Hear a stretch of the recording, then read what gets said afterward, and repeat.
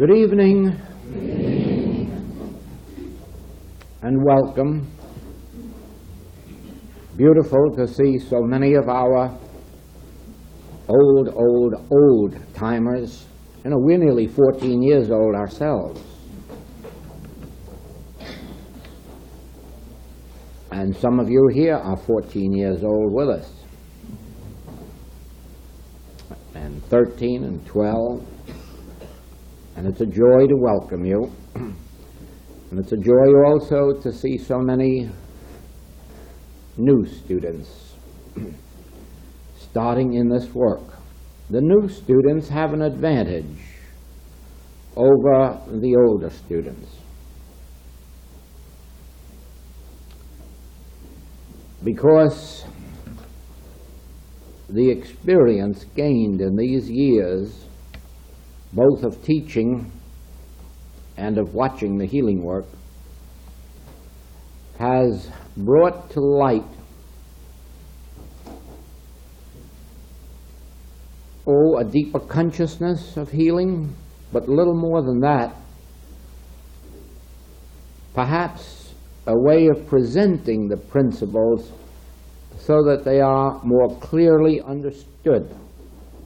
And that was the reason for the cancellation of our work last year, when we were told by that still small voice to go home and to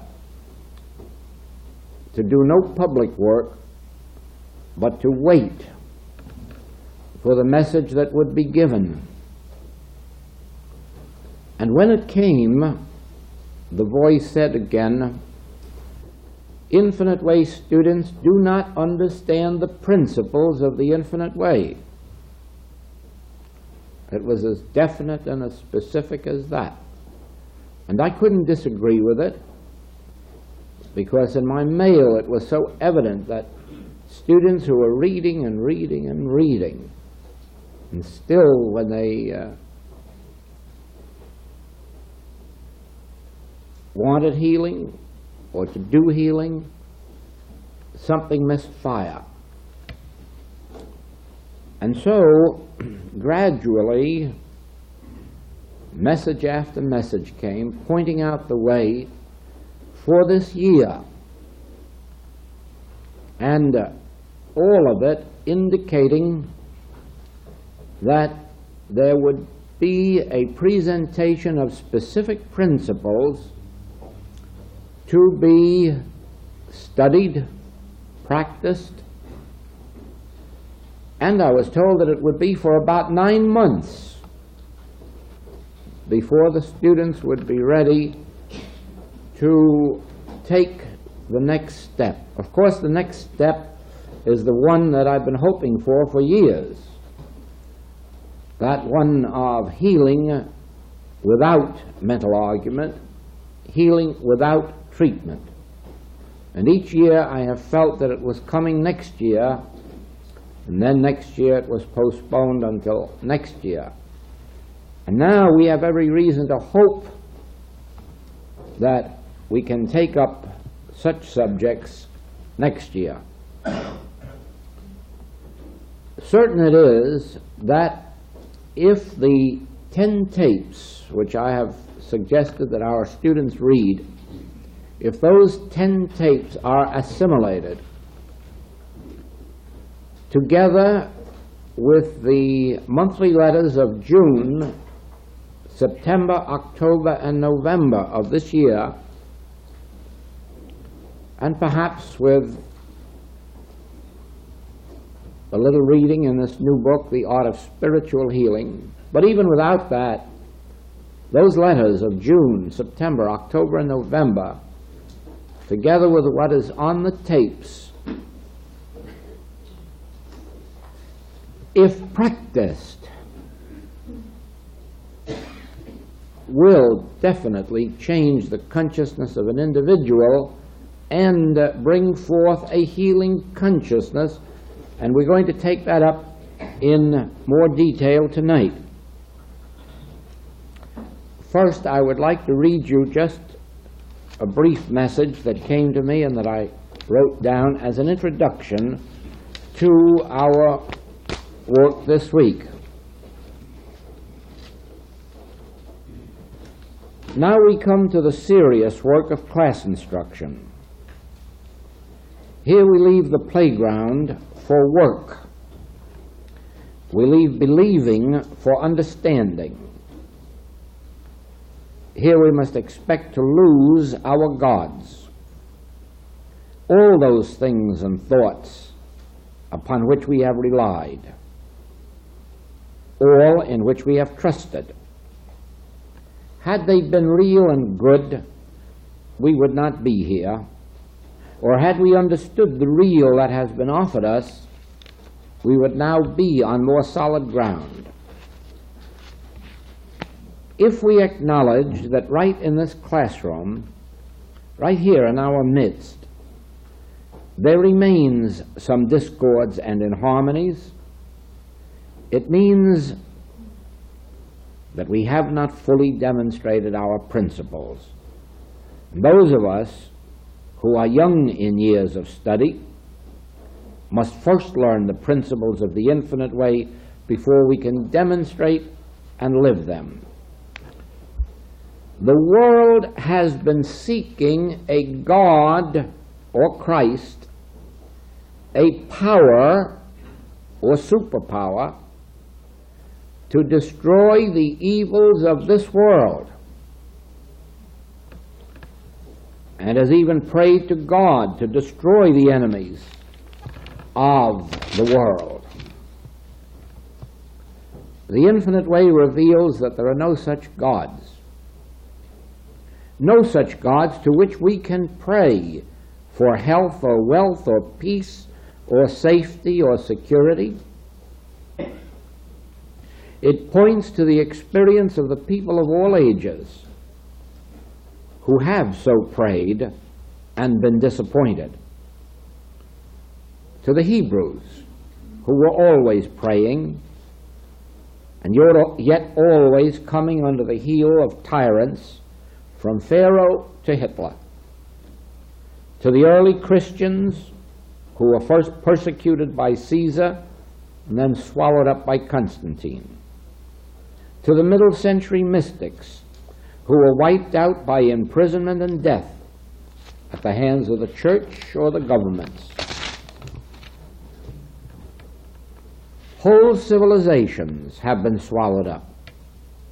Entire populations destroyed by church, by governments, by submarines under the water and bombs dropped from the air. It points to the decades of hunger, poverty, disease in India, China, and other Asiatic lands. What has praying to God done for all these people in all these lands, in all these centuries? A way has been revealed, a way out of this wheel of human existence. It is not some new way of getting God to perform his function. It is not some new way of making God do for us what God hasn't done in the past. It is not some new way of waking God up to his duty or obligation. It is the way of removing the barrier which separates this earth from heaven, and thereby experiencing heaven on earth. The responsibility for harmony is not in God, but on us, individually. Only we can remove, first from our own experience, then from that of others, the barrier which hides God's grace.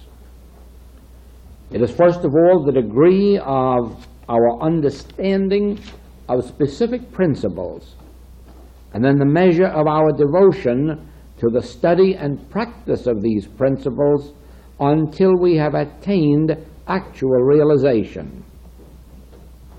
There are specific principles revealed in the infinite way, many of them never before taught in the world, which now enables us to live on earth in the same harmony, safety, peace, as we will live in heaven.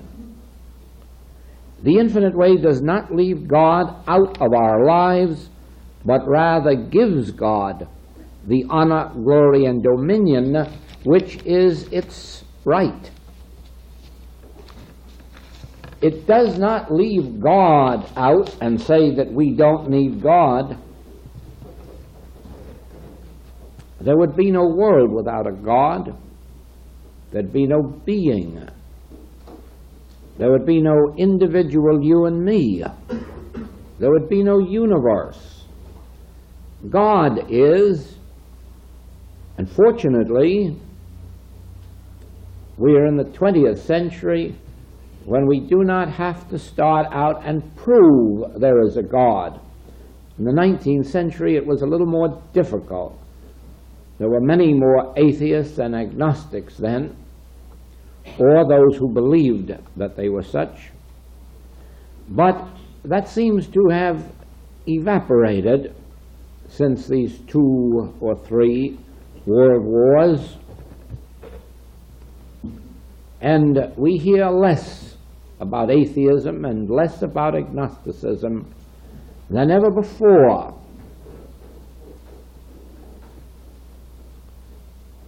God is, but now we learn that because God is, harmony is. And where God is, harmony is. That raises a question.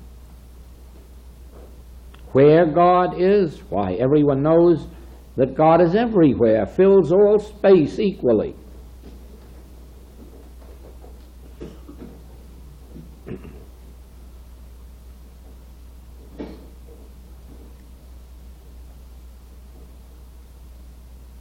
It is a wonder that in the face of such statements as God is everywhere equally present and God is omnipresent, or there is no place where God is not, it is surprising that in the face of all of those statements, more people haven't asked the question then, how come all of this evil on earth in God's presence? And as a matter of fact, that is the question most frequently asked in all of my lecture work. Rarely do I go any place in any country where the question is not presented, how can you say that God is and that God is a great power and God is all power and God is good and God is love in the face of these things that are taking place on earth today and have been taking place for 5, 6, or 7,000 years of recorded history?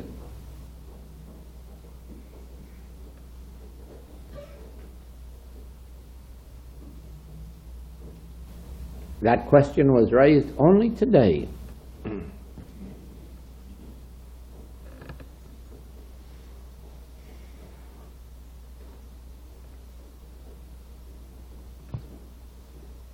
A couple of years ago, a magazine, a national magazine in this country, raised the same question. And they asked a very prominent minister and a rabbi and a priest to answer that question. And they evidently picked the wrong people. They picked 3 who didn't know any of the answers, because all 3 were in agreement that we don't know the answer. We just know that God in His infinite goodness has decreed these things. Fine God, huh? I know you'd love Him around your children.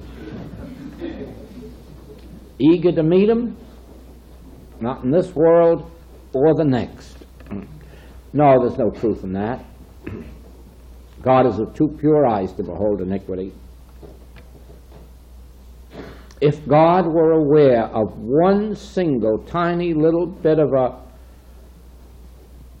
simple cold, he'd be up all night taking care of it.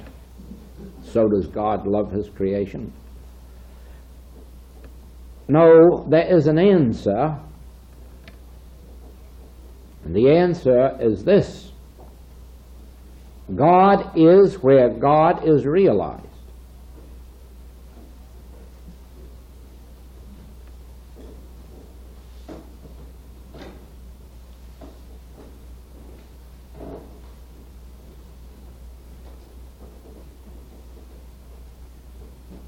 The fact that God is does not prevent all of these iniquities on earth.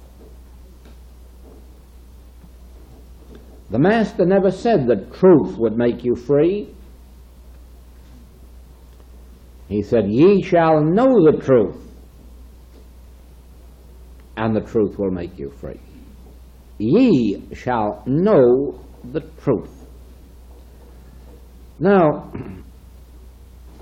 I'm sure that everyone in this classroom has either been the means of healing or has received healing by metaphysical or spiritual means. And therefore you will understand when I say to you that for that healing you had to go to a metaphysician or spiritual healer. You couldn't have gone down to the gas station on the corner. Why? Why? Wasn't God at the gas station on the corner? Or in the drugstore? The stationery store? Certainly. Certainly God was there. There wasn't anyone there knowing the truth.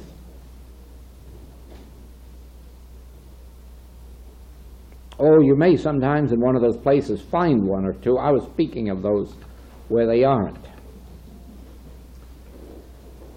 Yes, God is, and God is here where we are.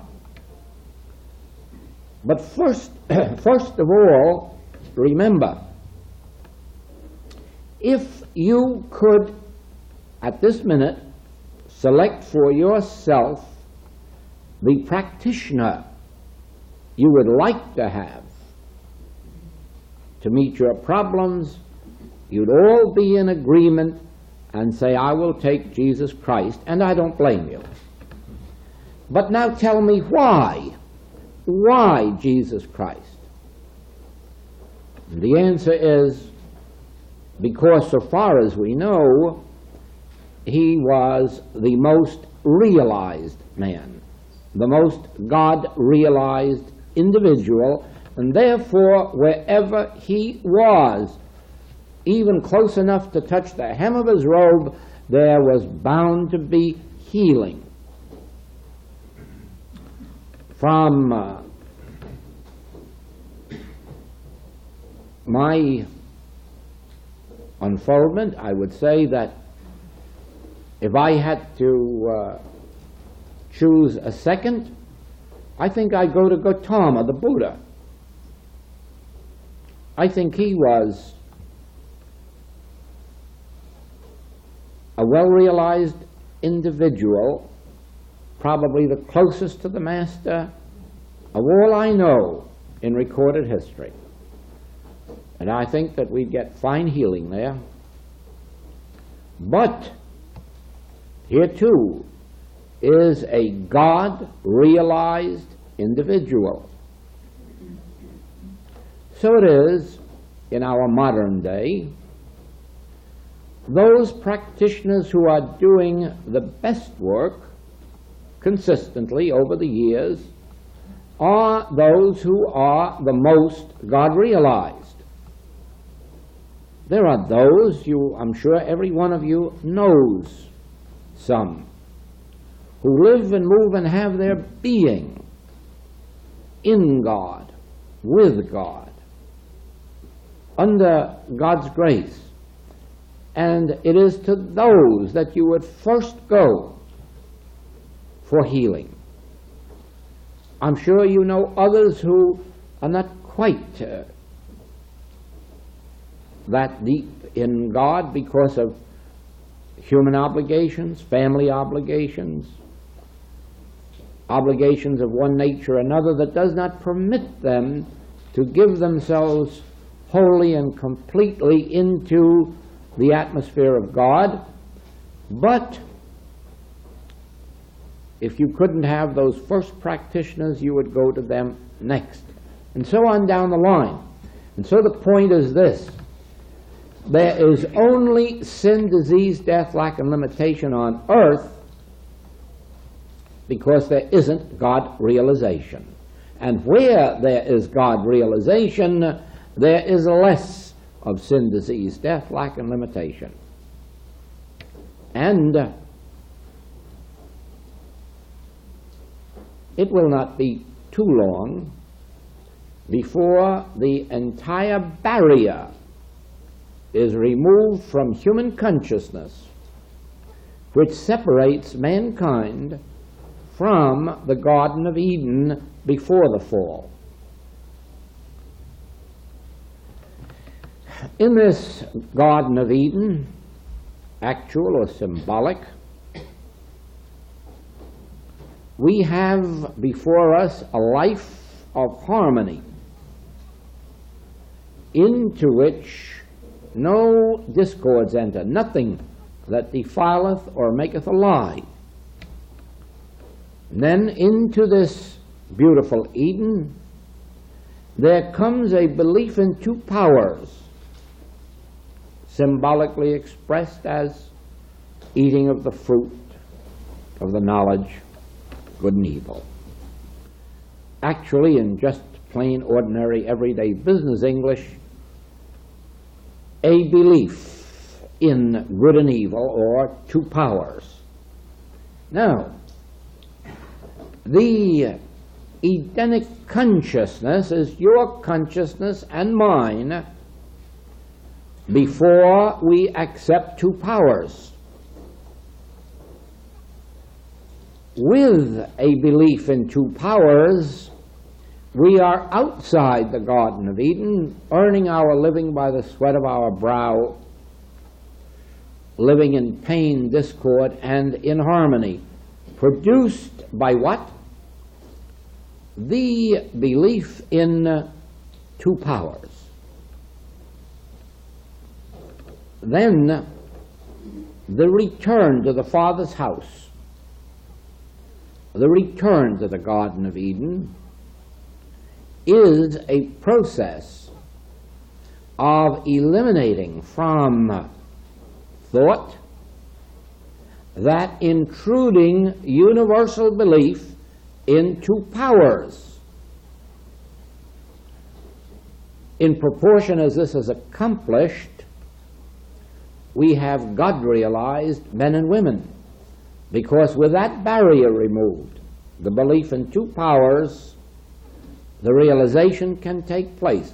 No one on the face of the earth can attain God realization and at the same time have a belief in two powers, at least not to the extent of mankind as a whole. It lessens.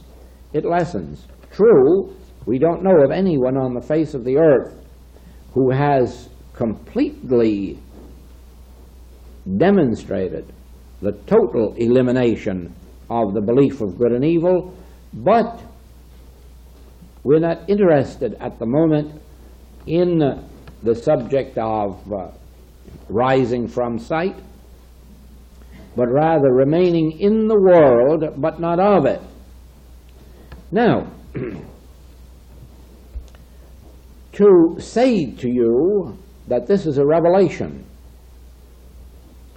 that the belief in two powers is the barrier separating us from our God-given harmony, is nice, it's good,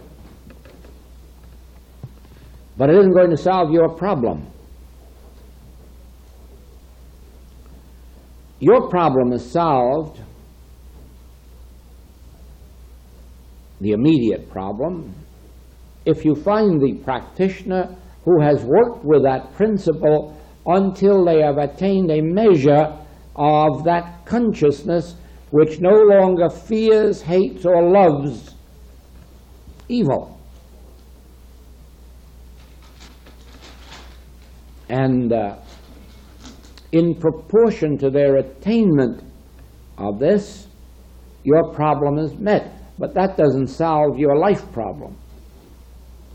Your life problem is solved when you, as an individual, begin to work with this problem. So that, let us say, you are faced with a specific problem. Well, we'll just take this simple one of this month's weather, claims of colds or grip. And let us begin with it.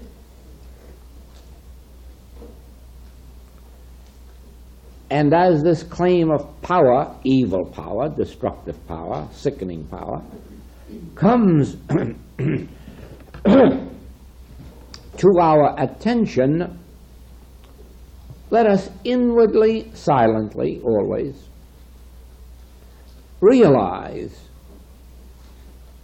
the non-power of anything that does not emanate from God. In other words, thou couldst have no power unless it came from God.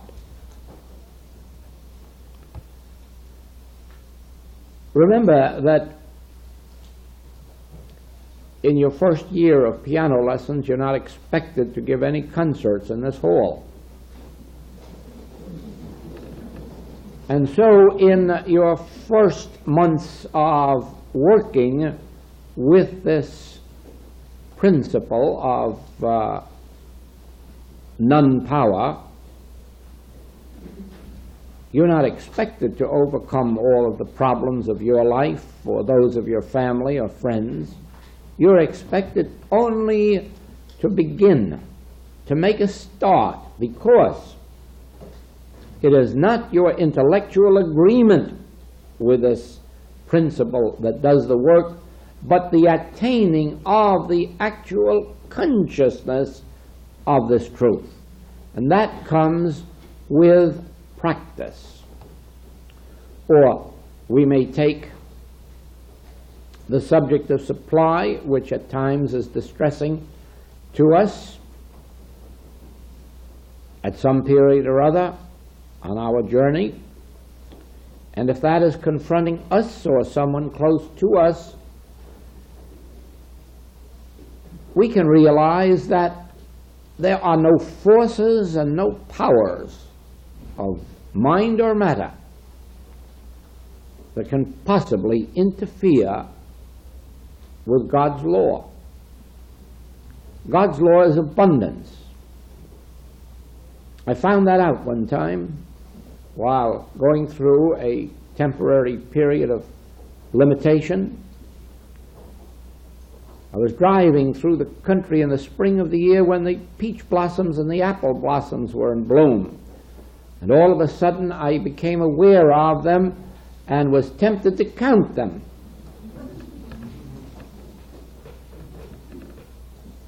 And of course, you can imagine what hits the eye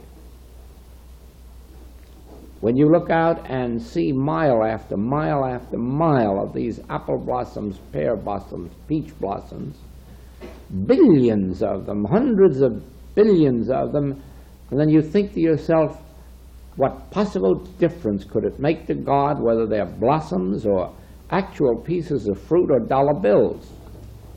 There must be just as many billions and tens of billions of everything as there is of blossoms. And then you become aware of the fact that limitation exists up here, not out there. Count the blades of grass on a lawn. There's no limitation out here. You can count the fish in the sea or the birds in the air, or the cattle on 1,000 hills, or the gold in the earth, or the diamonds, or the rubies, the pearls in the sea, and there's no limitation. The limitation is up here.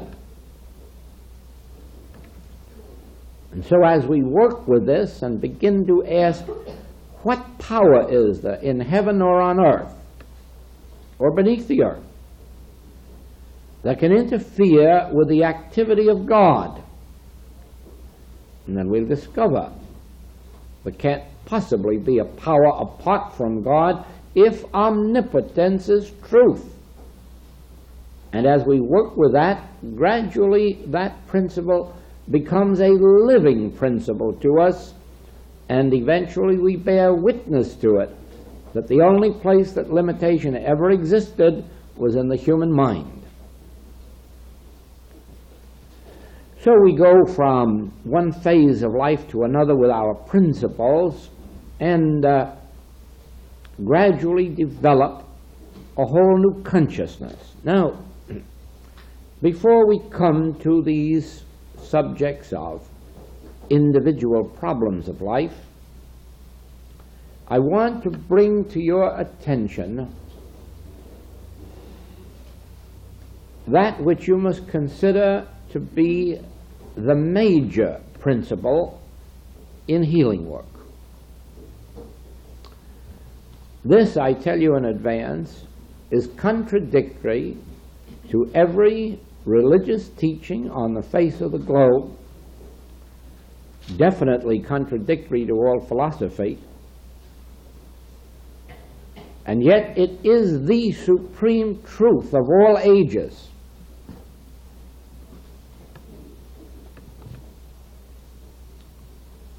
Evil, regardless of its name or nature or form, evil is not personal. And you never will find an evil in any individual on the face of the globe. It isn't there. And all of the attempts, whether on a couch or off, to find evil in an individual must fail. It isn't there to be found. This has been one of the tragedies of the world, that this truth has been lost. All evil is impersonal, and therefore, to free an individual of sin, false appetite, disease, lack or limitation, the first step must be to turn away from your patient and utterly disregard them. Don't try to find out what evil or error is in their thought. Don't try to uncover error, and don't ask them under any conditions to be better than they are. And never tell an unloving person to be loving. And never tell an ungrateful person to be grateful. Never tell an unjust person to be just. Never try to get an individual humanly to improve themselves, for they can't do it. They don't have the capacity. If they had the capacity to be better, they'd be better. They don't have that capacity. Twice today, in answering my mail, I had to say to wives who wrote me of their broken hearts because their husbands continue to break their promises about not drinking, and I had to say to both of them, please, don't ask your husband to make such a nonsensical promise. He couldn't keep it if he wanted to. I'll say this, he does want to. I've never known an alcoholic yet that didn't want to be released from it. They haven't any such powers. Never have had, never will have. And don't ask them to make a promise not to drink because they can't keep it. There's no way for them to keep it of themselves.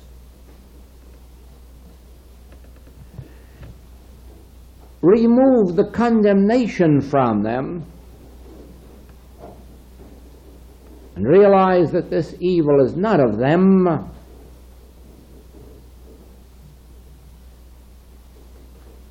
this has nothing to do with them. This has to do with the universal belief in two powers. This is absolutely impersonal. And watch, as soon as you have released them from judgment, condemnation, criticism, when they can't anymore help what they're doing, then a person in fever can help being delirious, or a person with a pain can help being in pain. Oh, everyone in pain would like to be out of it. Everyone in delirium would like to be out of it. And everybody who is an alcoholic or a drug addict would like to be out of it. But don't ask them to do it. They can't. That is the reason the Master never judged, never condemned, never criticized. That was the reason he could say, forgive 70 times 7. But introducing the Christ, or impersonalizing the evil, you begin immediately to free your patient. Impersonalization is the first and major principle of healing of this work. I'm assuming, of course, that you do know that there is one principle which you may say is ahead of it, although not superior to it, and that is the realization of God constituting individual being, God as the law unto all being, God as the life, God as the substance, God as the all in all of individual being. God constitutes all being. You may set that up as the first infinite way principle, but not the most important. The most important is the second one, impersonalizing. Now, I know how many metaphysicians have used that approach of you are spiritual and you are perfect. Looking at the individual they were saying it to, you could hardly believe it. Or saying you ought to be more loving, or you ought to be more just, or you ought to be more something or other. And then looking at them and saying, I know you'd like to be if you could be, but a waste of time to tell you what you ought to be. How do I know all this? Because I know what a waste of time it is to tell me to be different than I am. What I am, and what I was in the past, I was. And telling me that it isn't so good isn't going to make me change it. First place, I'll probably not believe it. I actually have had that experience, of noticing someone who really, really wanted to be set right, and saying, well, from a human standpoint, this is really the thing that you have to correct. How can you say that? That's the one thing I haven't got. And you've had that same experience. It is inevitable, because we can't see our own faults, we can't see our own inadequacies, and to try to tell us to be rid of them, that's next thing to sacrilege. But let's get away from this psychological approach, from this attempt to make good humans out of bad humans, purses out of sow's ears. It won't work. Impersonalize. Start where you are and cease rendering judgment against anybody, or judging, condemning, criticizing, or trying to improve. Be assured that if those methods would work, Dr. Menninger wouldn't have said a few years ago, they haven't yet healed anyone of anything. And this board of psychiatrists here last month wouldn't have had to say, we have never yet seen anyone healed of anything through psychiatry. They wouldn't have to say those things if these methods work, because they're using these methods of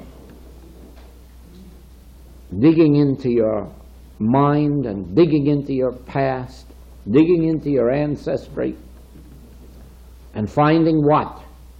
Nothing. Nothing but what they put there. Understand this, God constitutes your being. And the degree in which you are not manifesting this, or I, it's all the same, represents only that degree in which we are still personalizing. That degree in which we have not yet succeeded in impersonalizing.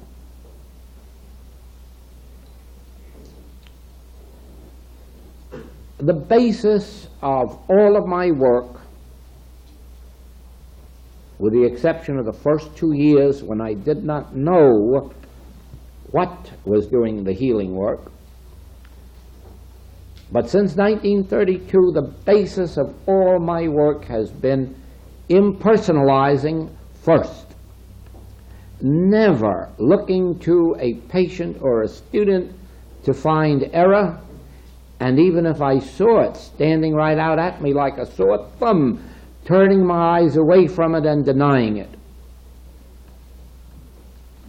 Denying it how?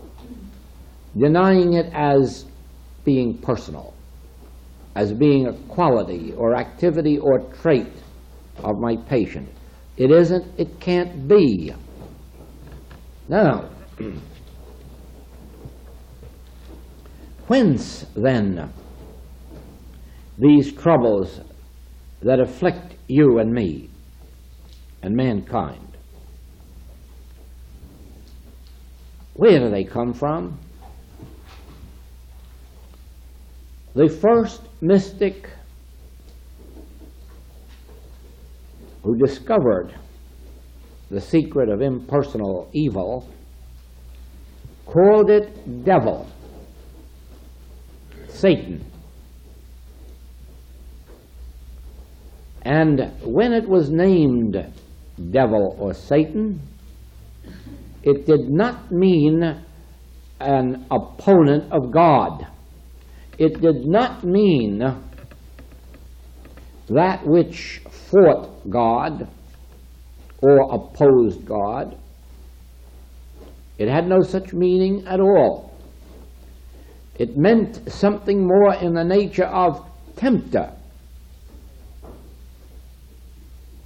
Not a power, not a person, but more in the nature of a tempter, an offering of temptation.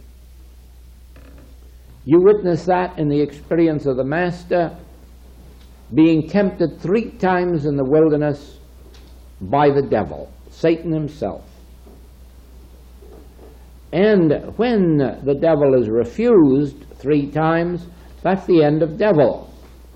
That's the end of his power. He's finished. Now, in what way, I have no idea, devil or Satan became the opposite of God. It became an opponent of God. It became an enemy of God, something that God had to fight. And be assured of this, and I say it only through revelation, God has nothing to fight at any time, and no one to fight, and nothing to overcome. God is, and God is omnipotence. Beside God, there is none else. God has no battles. God has no enemies. God has no opponents. And the devil can walk up and down the world all at once. And if everybody says no, that'll be the end of the devil without God's help. You don't need the God to fight the devil. You only need the word no. Get thee behind me. And the biggest temptation the devil will ever offer you is believing that somebody is good and somebody is evil, whereas nobody is good and nobody is evil.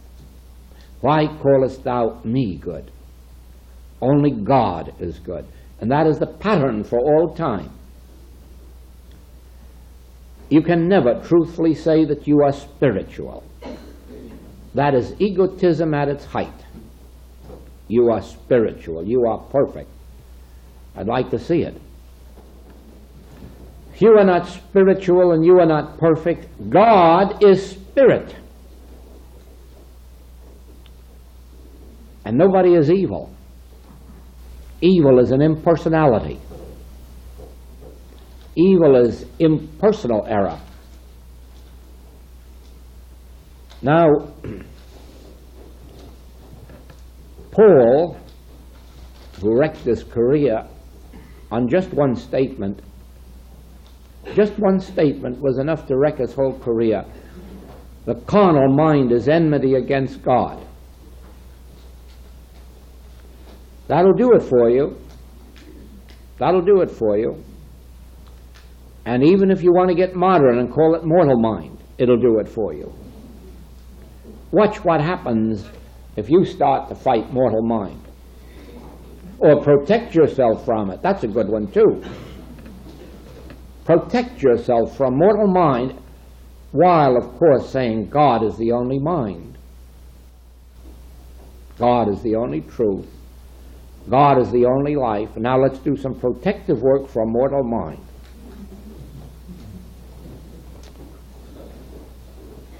I have witnessed metaphysicians fighting the carnal mind and mortal mind, and I'm sure I haven't been in the Orthodox world, but I'm sure there are plenty there fighting the devil.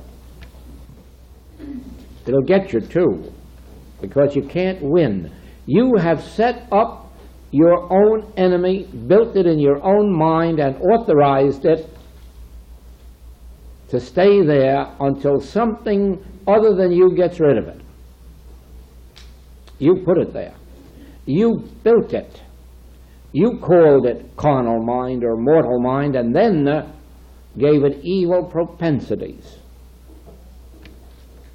Had you accepted God as omnipotence, you would have said, why, certainly there can be a devil, there can be a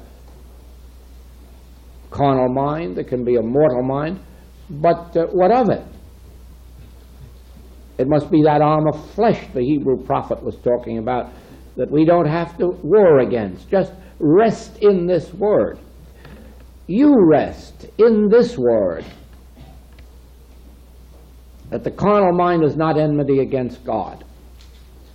It's the arm of flesh or nothingness. That mortal mind isn't to be protected from. Mortal mind is to be understood as an impersonal source of evil, impersonal without a person, meaning without you and me. We're the person it's without when we impersonalize it. And then watch the difference. When you have been able to obey the Master, resist not evil. Oh, I know you have heard it said of old, an eye for an eye and a tooth for a tooth. Fight back, and if they sue you, sue them twice, and quadruple damages. But I say unto you, resist not evil. Why? Devil, carnal mind, mortal mind, they have only the power you give them. To begin with, they have the power that universal belief gives them. That's why you suffer from it without even knowing that it exists. But once you awaken, once you are told that devil, Satan, mortal mind, carnal mind, is not power, but is a suggestion offering itself to you for acceptance, you can just well say no and then forget it. Now, so as not to leave you in the dark on this subject and carry it to its ultimate conclusion, I will tell you that devil, carnal mind, mortal mind, have no existence. In all of this world, it would be impossible to find a carnal mind or a mortal mind or a devil. Then what is this devil, carnal mind, mortal mind we're talking about? It is a belief in two powers. It is the very thing that hit Adam and Eve. A belief in two powers. When you have a belief in two powers, you have a mortal mind or a carnal mind that will tear you to pieces. And in proportion as you understand God never made a power to destroy God or God's creation, and God is the only creative principle of this universe, for God is omnipotence, omniscience, omnipresence. God never created a power to destroy God or God's creation, therefore there isn't any power of evil. In proportion as you accept this, work with it, apply it, you will gradually, by proof, attain the consciousness of it. In other words, as you yourself witness error dissolve. For instance, if you are dealing with a cold or grip, flu, and you are willing to sit quietly, and it's easier to deal with somebody else's than your own in the beginning.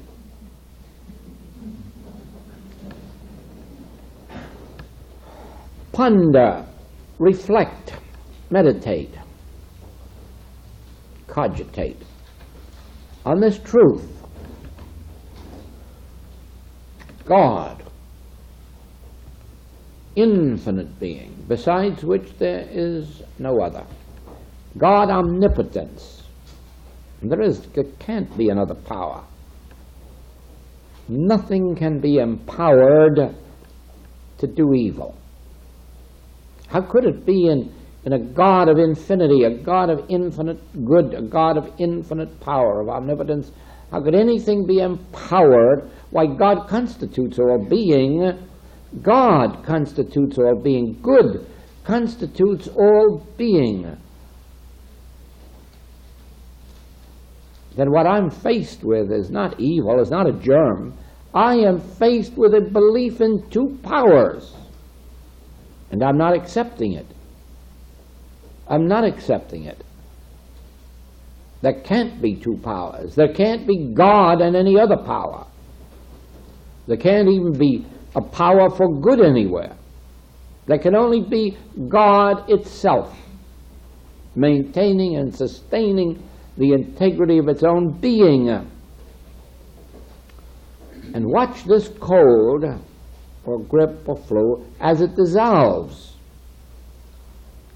And after you've watched it a few times, you'll begin to have less faith in the power of evil and a lot more assurance that the principle of oneness is the principle of life. Hear, O Israel, the Lord our God, the Lord is one. One infinite being, beside which there are no others. You see, the idea of power always suggests one power doing something to another power. And that is why you have to get used to the idea of non-power. Because we don't even want a God power to do something for us. We are satisfied that God in His infinite power is already doing all that God is supposed to do. Therefore, we never call upon God or God's power to do anything. And so we get used to the idea of not turning to a God power, or the power of truth over error, or good over evil, or God over devil. No. Our whole consciousness is built on the realization of God constituting all being, and therefore there is neither good nor evil. There is only God. Now, you build this consciousness. You build this consciousness by working with it. You may wake up in the morning now, any day, this month, next month, the month after, and find some pretty frightful weather outside. But the very first thought that must come to you is, yes, but is it power? If it isn't power, what difference does it make whether the newspaper calls it good weather or bad weather? It can't be good weather or bad weather, it's just weather. Who put that qualification on it, good or bad? The man who needs rain doesn't call rain bad. No, but the newspaper does. Bad weather tomorrow, it's going to rain. The umbrella manufacturer doesn't say that. Adam calls things good and evil. Adam gives them their names. And Shakespeare says nothing is good or bad. Nothing is good or bad. Only thinking makes it so. Only what we put into this naming good or bad. Is it good or bad? You know the story of the fisherman who had a wonderful day's fishing, but the fish didn't say so. What constitutes good?